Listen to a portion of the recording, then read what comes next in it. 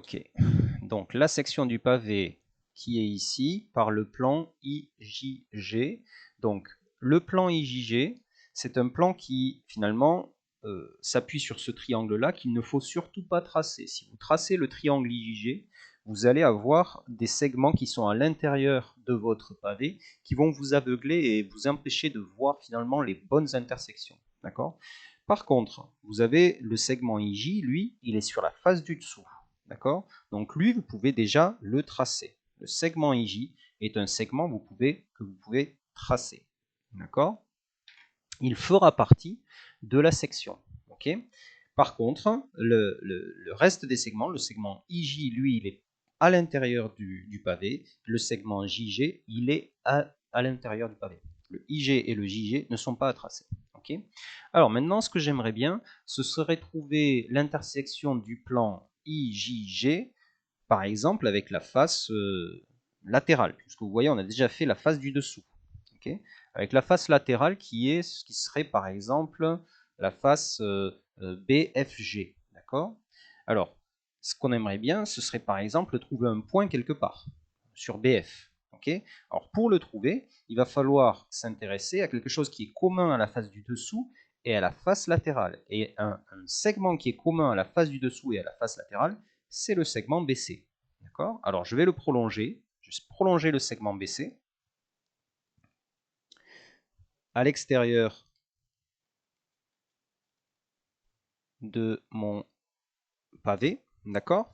Et si je prolonge le segment BC, je me rends compte qu'il va couper le segment IJ, d'accord ? Parce que IJ et BC sont séquents dans la face ABCD, d'accord ? Enfin, dans le plan ABC. Donc, si je prolonge IJ, d'accord ? J'ai IJ comme ça, je le prolonge,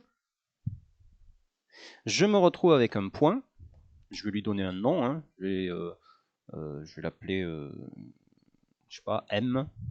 Je vais lui donner un nom M comme ça.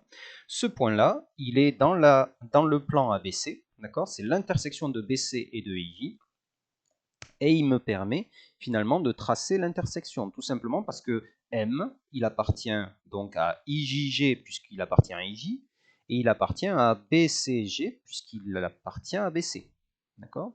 Donc il appartient aux deux plans à la fois. Et j'ai un autre point qui appartient aux deux plans à la fois, c'est le point G qui est dans IJG et dans BCG. D'accord ? Donc finalement, le plan IJG et le plan BCG se coupent suivant la droite GM. Ok ?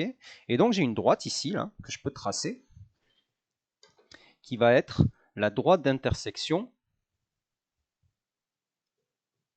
Hop. La droite d'intersection de mon plan IJG est de la face latérale. Ce qui veut dire que là, de cette manière, je viens de construire, d'accord, un point qui est sur le segment BF, ok, et qui va être le point qui va délimiter finalement cette découpe-là. D'accord ? On va découper suivant cette direction-là. Donc je le fais ici, là. Alors, on va lui donner un nom, hein, on va l'appeler le point L. D'accord ? Et ici, finalement, je me suis retrouvé aussi avec une direction de découpe entre I et L sur la face avant. D'accord ? Et de cette manière-là, je viens de fabriquer déjà 3 segments sur mon plan de coupe, sur mon plan de section. J'ai I, J, I, L, L, G. D'accord ? Si je vais chercher les points, je vais chercher le point d'intersection de IJ avec le segment du fond, qui est sur la face du dessous lui aussi. D'accord ? Le segment du fond, lui, il va couper IJ et DC qui sont toutes les deux sur la face du bas. D'accord ? IJ et DC sont sur la face du bas. Ça va se couper en un point, allez, je vais l'appeler N, qui est ici. Et ce point N, il est sur la face arrière. D'accord ? Il est sur la face arrière parce qu'il est sur le segment DC. Cette face arrière qui s'appelle GCD, il contient à la fois le point N et le point G, qui sont deux points qui sont communs en fait aux deux plans pas de la découpe, mais au plan IJG et au plan DCG. C'est-à-dire, si je m'intéresse au plan arrière, j'ai un point et un autre point qui sont à l'intersection du plan IJG et du plan DCG. D'accord? Donc je vais me retrouver à nouveau avec une droite. La droite qui est à l'arrière ici. Attention, elle est à l'arrière, donc je ne vais pas la repasser, je vais la faire en pointillé tout à l'heure, ici, là. Donc ça me donne une intersection sur la face arrière. Donc ça, je le fais en pointillé.